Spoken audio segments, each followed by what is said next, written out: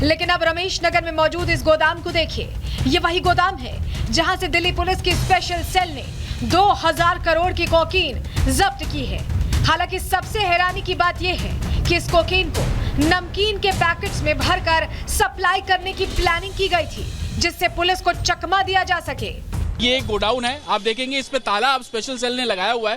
हालांकि जब special cell की टीम यहाँ पर पहुंची थी तब भी इसी तरीके से ताला लगा हुआ था। इस ताले को तोड़ा गया, जिसके बाद स्पेशल सेल की टीम इसके अंदर पहुंची और अंदर जब पहुंची तो अलग अलग बॉक्स अंदर जो है स्पेशल सेल को मिले। उन बॉक्स को खंगाला गया तो नमकीन के पैकेट थे और उन नमकीन के पैकेट को खोला गया तो उन पैकेट के अंदर जो ड्रग्स है वो बरामद जो है वो स्पेशल सेल ने की है। तकरीबन 2000 करोड़ की जो ड्रग्स है वो बताई जा रही है। यूके का रहने वाला जो शख्स है उसको ये गोडाउन जो है वो किराए पे दिया गया और ड्रग्स जो है वो इसी गोडाउन के अंदर रखी गई थी। इस गोदाम को दुबई में छिपे बैठे ड्रग्स माफिया वीरेंद्र बसोया के सिंडिकेट से जुड़े एक सदस्य ने किराए पर लिया था। पुलिस को जानकारी मिली है कि 2 अक्टूबर को सिंडिकेट के कुछ सदस्यों के पकड़े जाने की जानकारी मिलते ही दुकान किराए पर लेने वाला शख्स देश छोड़कर विदेश भागने में कामयाब हो गया। लेकिन अब उसका नाम और पता पुलिस को मिल चुका है। हालांकि पुलिस अब इस दुकान के मालिक गुलशन माकन को गिरफ्तार कर पूछताछ में जुटी है। लेकिन गुलशन के भाई दावा कर रहे हैं कि दुकान को 1 हफ्ते पहले ही किराए पर लिया गया था। उन्होंने कहा मेरी कोई दुकान थी वहाँ पे तो मेरा काम बंद हो गया, तो उन्होंने कहा ये सामान कुछ दिन के लिए हमारे को दे दो किराए पे। तो ब्रदर का बिल्डिंग मिलर का काम था तो उन्होंने वो दे दी उनको किराए पे। कितने साल से जानते हैं टॉबी हरजाई को? 39 में तो रहते हैं, पहले चश्मे का काम है उनका शुरू से ही है। तो ऐसा नहीं हमारे को कुछ नहीं था कि भाई वो ये काम करते होंगे या है, या ऐसा कुछ नहीं है हमारा। दिल्ली पड़ोसी करके हमने दे दी थी दुकान किराए पे। दिल्ली पुलिस ने आपसे बात की है? आपने क्या दिल्ली पुलिस को अपनी तरजीह दी? नहीं करी बात हमारे से, दिल्ली पुलिस वालों ने। वो बस सीधा लेकर चले गए? हाँ, उन्होंने सारी इन्वेस्टिगेशन करके ले गए हैं। जैसे ये जानकारी भी सामने आई है कि दिल्ली के रमेश नगर इलाके में बरामद की गई इस कोकीन को जिस कार में लाया गया उसमें GPS लगा हुआ था। इसके बाद जैसे ही स्पेशल सेल को इस खेप की सूचना मिली, वैसे ही स्पेशल सेल की टीम कार की GPS लोकेशन को ट्रैक करते हुए गोदाम तक पहुंची। हालांकि इस गोदाम में ड्रग्स रखने वाला यूके का नागरिक खबर लगते ही मौके से फरार हो गया।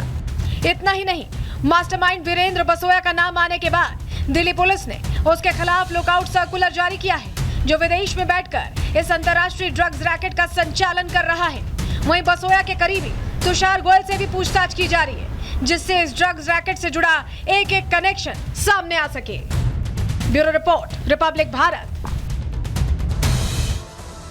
तो विदेशी लिंक सामने आ गया, रूट मैप पूरा क्या है, कैसे ड्रग्स लाया जा रहा था, कहां से लाया जा रहा था। चलिए जवाब आपको दे देते हैं। देखते हैं दक्षिण अमेरिका से ये सीधे चलकर कहां पहुंचता है। ये पहुंचता है लंदन पहुंचता है दक्षिण अमेरिका से, आपको बताएं। और उसके बाद लंदन से ये कहां लाया जाता है? ये लाया जाता है दुबई, और दुबई से इसकी सप्लाई होती है कहां? भारत में इसकी सप्लाई होती है। और उसके बाद जब भारत पहुंच जाता है तो कैसे इसे आगे भेजा जाता है, कैसे डिलीवरी की जाती है, आपको बताएं। आगे आपको बताएं कि देखिए ये 2 जगहें दिल्ली के, ये वो 2 ठिकाने आपको बताएं। सबसे पहले देखिए हापुड़ उत्तर प्रदेश पहुंचता है जहां से तस्कर पकड़ा गया है, और इसके अलावा गोदाम कहां था? रमेश नगर और महिपालपुर में। तो ये गाजियाबाद यानी NCR का पूरा इलाका इसकी जद में था और यहाँ पर इसे रखा गया था। और इसके बाद आपको बताएं इसको डिसेमिनेट किया गया रमेश नगर और महिपालपुर में, और यहाँ से आगे भेजे जाने की तैयारी थी।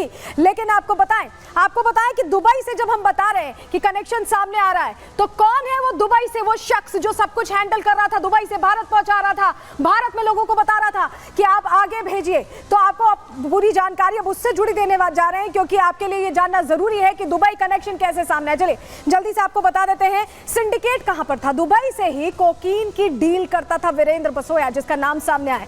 पिछले साल दिल्ली में 3000 करोड़ की ड्रग्स मिली थी। इस बार भी कितनी मिली हमने आपको बताया। उस ड्रग सिंडिकेट में बसोया का नाम सामने आया था, और अब ये समझ में आ रहा है कि वो पूरी तरह से ये हैंडल कर रहा था। पुणे पुलिस ने बसोया को पिलंजी गांव में रेड भी की थी।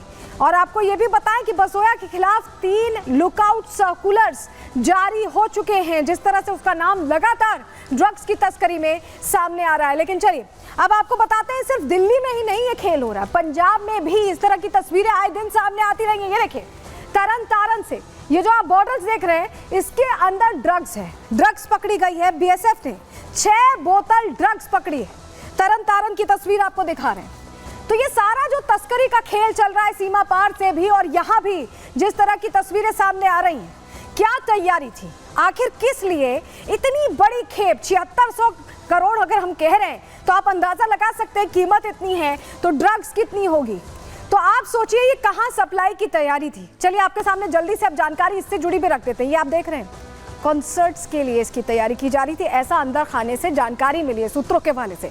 ड्रग्स खरीदने वाले डीलर्स की अब पुलिस तलाश कर रही है क्योंकि हर लिहाज से जांच की जा रही है, हर एंगल से जांच की जा रही है। मनोरंजन जगत के कुछ नाम भी इसमें सामने आ सकते हैं। किस तरह से नेक्सस जुड़ा हुआ है आप समझ रहे हैं। कॉन्सर्ट्स, म्यूजिक फेस्टिवल में बताया जा रहा है कि सप्लाई करने की आशंका थी। इस एंगल से जांच को दिल्ली की जो स्पेशल टीम है वो आगे बढ़ा रही है। दिल्ली, मुंबई और गोवा में बड़े कॉन्सर्ट्स होने वाले हैं और उसी में युवाओं को इस नशे की खेप सप्लाई करके उन्हें इसे खपाने की कोशिश थी और कॉन्सर्ट्स के लिए इसे स्टॉक किया जा रहा था, बड़ी संख्या में जमा किया जा रहा था, बड़ी मात्रा में, जिसका खुलासा अब दिल्ली पुलिस की स्पेशल सेल ने कर दिया है और एक तरह से पूरे सिंडिकेट का भी खुलासा हो गया। इस मामले में आगे जांच चल रही है। चलिए अब आगे बढ़ते हैं, अगले सेगमेंट का आप रुख कर लेते हैं जहां आपको बताएं कि लखनऊ में आज एक अलग ही तस्वीर देखने को मिली और कल रात से ही बल्कि कहें कि ये तस्वीर देखने को मिल रही थी क्योंकि सियासत का एक जुदा अंदाज जयंती पर देखने को मिला। बात अब उसी की करेंगे।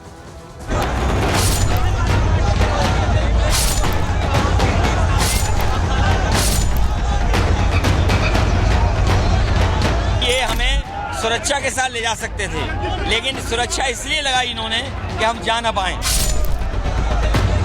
सुरक्षा कारणों से लखनऊ विकास प्राधिकरण ने उस स्थान को प्रतिबंधित कर रखा है। मूर्ति पर माल्यार्पण न करने देना ये बहुत ही घटिया और शर्मनाक हरकत है। श्रीमान अखिलेश यादव जी, जिन महापुरुषों का नाम लेकर के आप राजनीति कर रहे हैं, क्या उनके आचरण का छटाक भर भी आपने पालन किया है?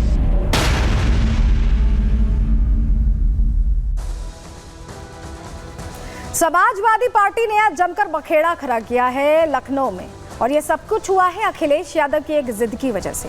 अखिलेश यादव दरअसल जयप्रकाश नारायण, लोकनायक जयप्रकाश नारायण को श्रद्धांजलि अर्पित करना चाहते थे, माल्यार्पण करना चाहते थे उनकी जयंती पर। इसमें किसी को कोई दिक्कत नहीं थी। दिक्कत वहां खड़ी हुई जहां एक निर्माणाधीन इमारत JPNIC, जी हाँ, उसके अंदर जाने की जिद ठान ली अखिलेश यादव ने और उसको लेकर जमकर हंगामा हुआ। सवाल यही बना हुआ है, श्रद्धांजलि तो किसी को भी कहीं भी अच्छे मन से अर्पित की जाती है, उसी इमारत के अंदर जाने की ऐसी जिद क्यों थी? आज इसी पर आपको जानकारी देने वाले हैं। दरअसल ये तस्वीर एक शक्ति प्रदर्शन के तौर पर भी देखी समझी जा सकती है क्योंकि आपको बताएं कि 10 जगहों पर उपचुनाव हैं और उत्तर प्रदेश में अब अखिलेश यादव लोकसभा चुनाव के बाद खुद को मजबूत महसूस कर रहे हैं। कुछ इसी तरह से लग रहा है। ऐसा क्यों हम आपको कह रहे हैं? ऐसा आपको बताएं, यूपी में उपचुनावों से पहले ही समाजवादी पार्टी ने नया दांव खेल दिया है। जेपी को श्रद्धांजलि देने के बहाने समाजवादी पार्टी ने जमकर हंगामा